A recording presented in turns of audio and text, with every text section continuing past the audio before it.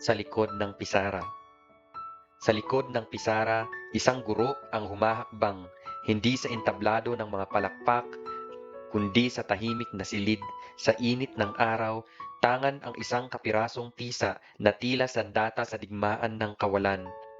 Araw-araw ginigising ang mga pag-asa, mga mata ng batang punong-puno ng tanong, mga batang walang direksyon, walang tiyak na landas, at ikaw, guro, ang ilaw sa kanilang dilim. Nagbibigay ng liwanag kahit pagod na ang diwa't damdamin, ngunit sino nga ba ang nakakaalam ng iyong mga luha? Sa bawat gabing walang tulog, sa bawat aklat na binabalik-balikan, sa bawat planong iniisip habang iniisip pa rin ang sariling pamilya, sino ang nakakaalam ng bigat ng iyong sakripisyo habang pilit mong sinasalamin ang pagiging perpekto? Sa bawat batang natutong bumasa, sa bawat batang natutong mangarap, nasa likod mo ang lahat ng pasakit at hirap, ngunit ni minsan hindi mo hinayaang ito'y makita, ngiti ang iyong suot, tapang ang iyong sandata.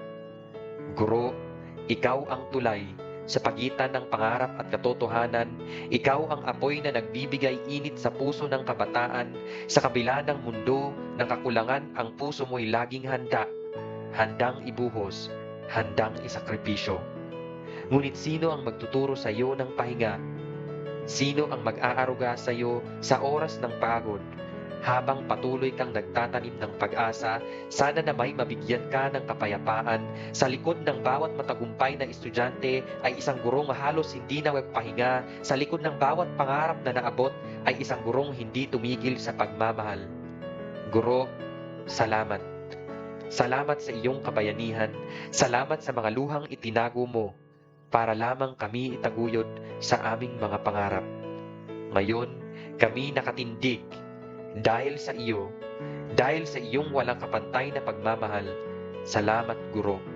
Salamat sa mga asal na iyong ipinabaon dahil ngayon ika'y makakasamang muli sa pagtuturo sa mga bata tungo sa bukas na may pangarap.